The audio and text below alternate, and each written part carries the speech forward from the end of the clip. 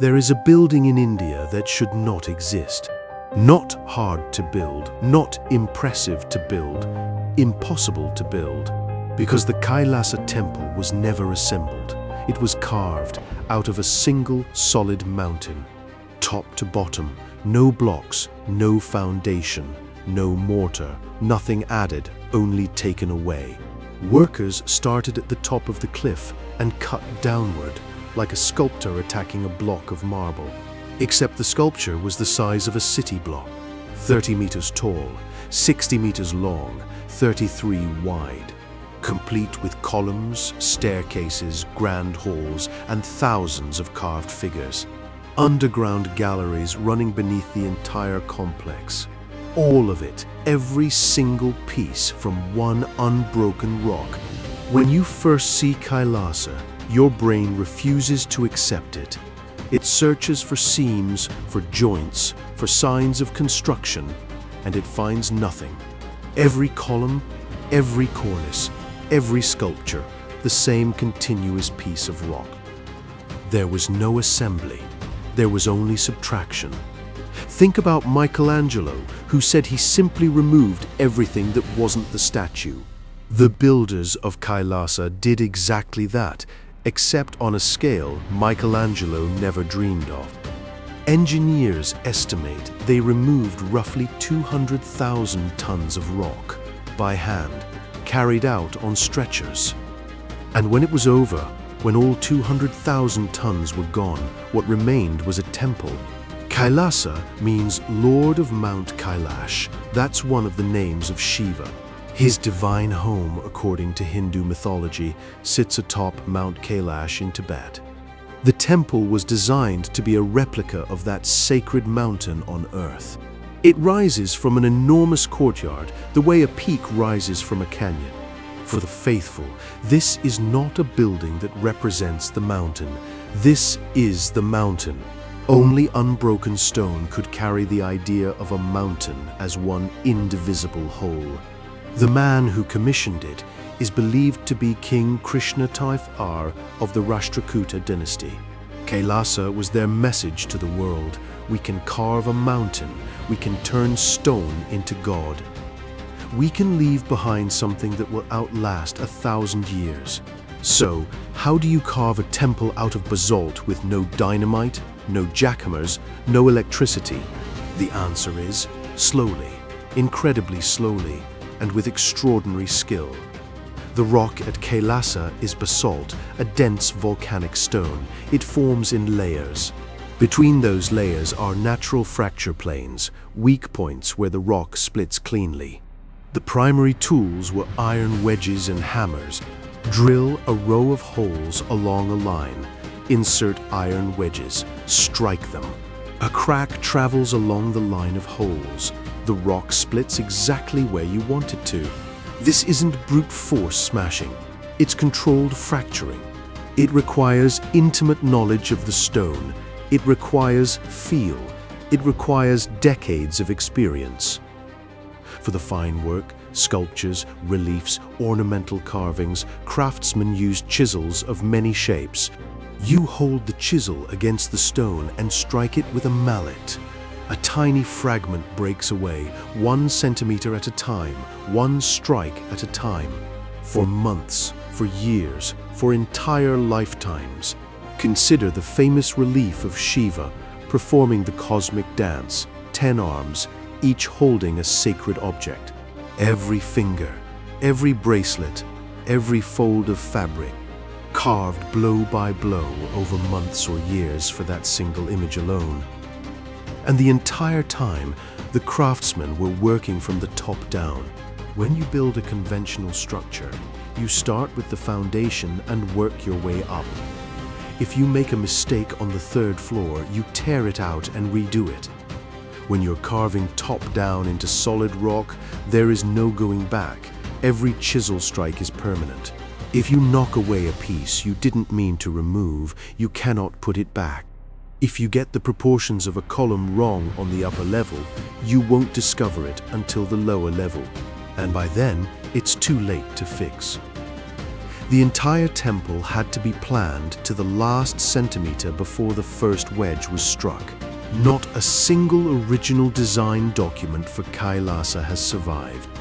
We don't know what the plans looked like. We don't know the name of the architect. Ancient Indian builders operated within a system of architectural proportion, documented in texts called Vastu Shastra and Shilpa Shastra. Kailasa conforms to these proportions with remarkable precision. This was applied mathematics, executed in stone, without the ability to erase. And then there is the mystery of 200,000 tons of removed rock. Where did it go? There are no spoil heaps around the temple. 200,000 tons of mountains simply vanished, as if the rock dissolved and left only the temple behind. You descend a staircase carved into the cliff, and suddenly you are standing in an enormous rectangular courtyard. The walls of solid rock rise around you like a 9-story building on all 4 sides. Those walls are covered in reliefs, scenes from the Mahabharata and the Ramayana unfolding like a giant stone scroll. Here, Shiva destroys a demon. There, the demon king Ravana attempts to lift Mount Kailash himself. And along the walls, celestial dancers, the Apsaras, frozen mid-movement in poses of breathtaking grace. Every fold of their clothing, every curve of their body, carved with mastery that rivals the finest Renaissance sculpture. Except these are 500 years older. In the center of the courtyard, the temple itself. It stands on a platform whose corners are anchored by life-size elephants. They appear to carry the entire temple on their backs. There are dozens of them, and every single one is different. One trunk raised, another lowered, one head turned to the side. Each elephant carved from the same rock as everything else, which means workers had to know exactly where each elephant would stand before they ever reached that level. One miscalculation and an elephant loses its trunk, or a leg, or a head. You cannot fix it. Inside the main hall, 16 columns support the ceiling. The columns are part of the rock. The ceiling is part of the rock, all one continuous monolith. On the ceiling, a relief of Shiva with his wife Parvati, surrounded by musicians and dancers. Light comes through windows cut into the side walls and hits the sculptures at specific angles. The builders calculated the sun's movement. This is solar light design, conceived 1,000 years before the electric bulb. Below the main level, staircases lead down into dark underground galleries beneath the entire complex. Some of these galleries have never been fully explored.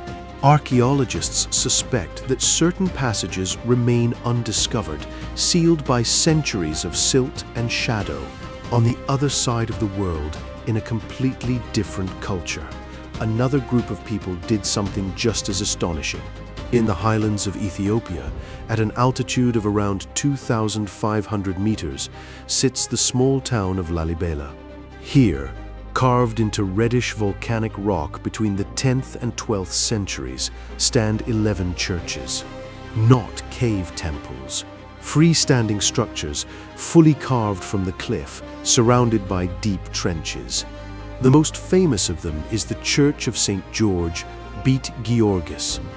Seen from above, it is a perfect Greek cross.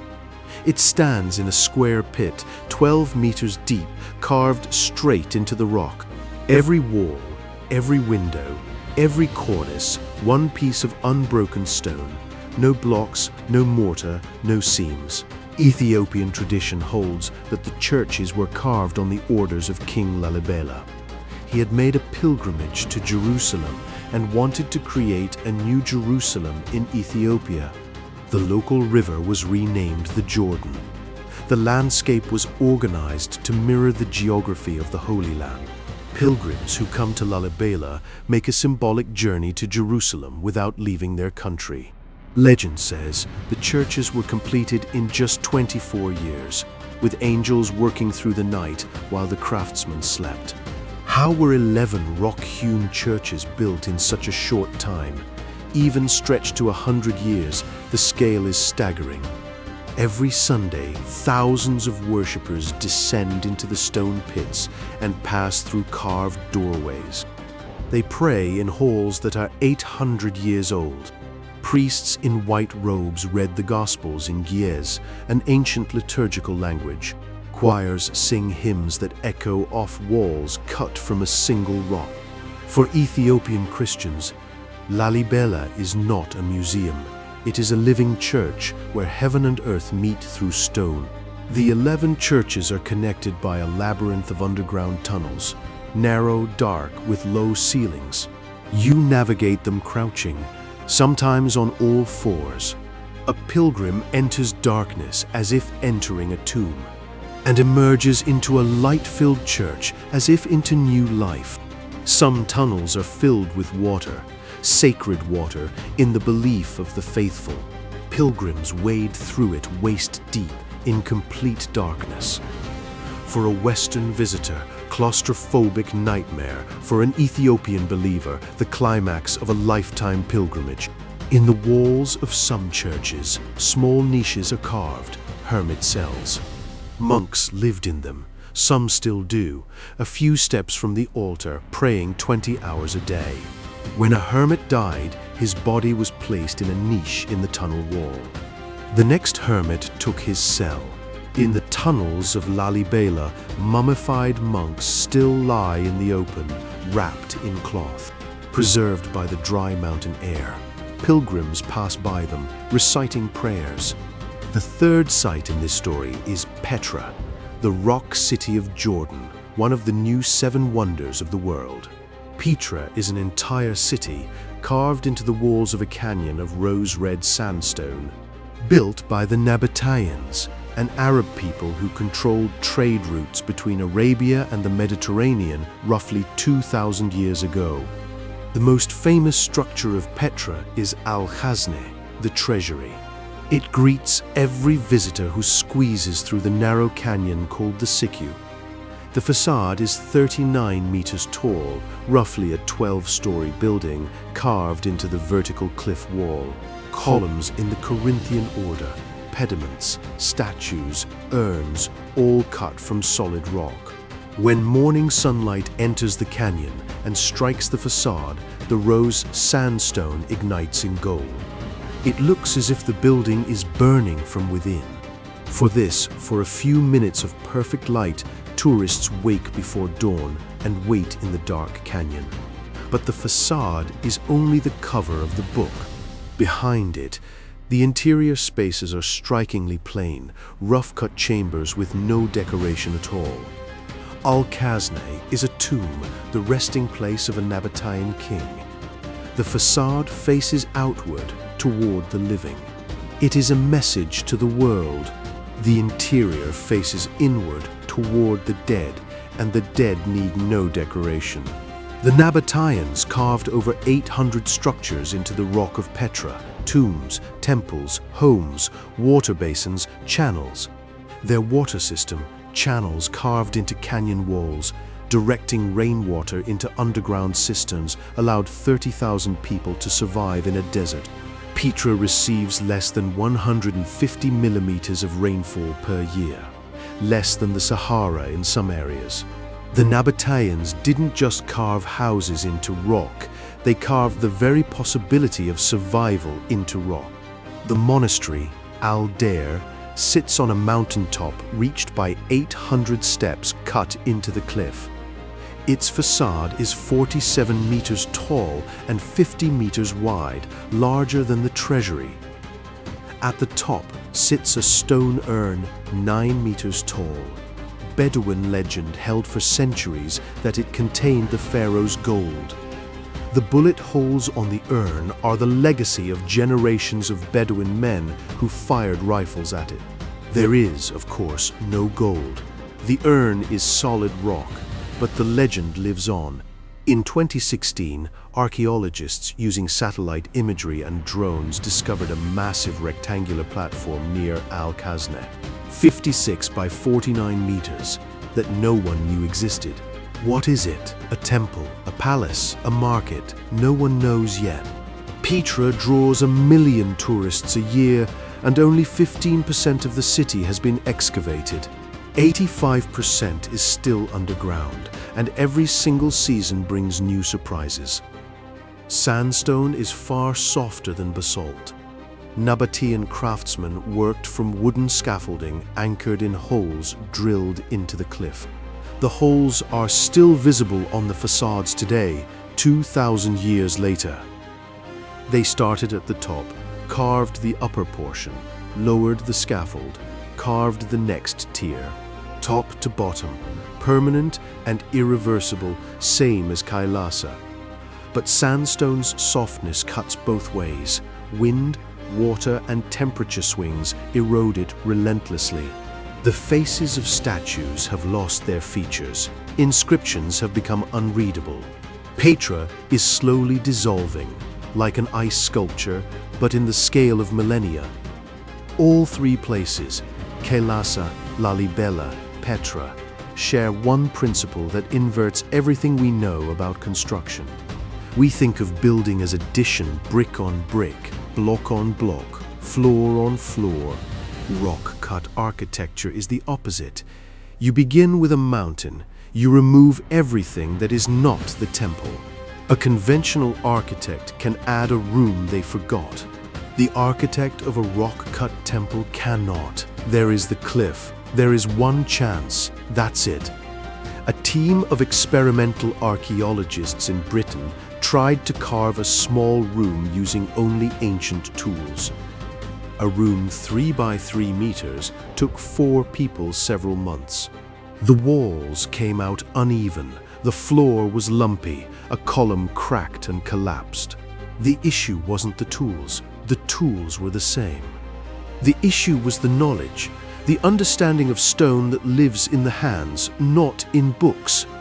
And it is lost. Nobody in the modern world knows how to carve a temple from a mountain. We have the tools, we have the mathematics, we don't have the hands.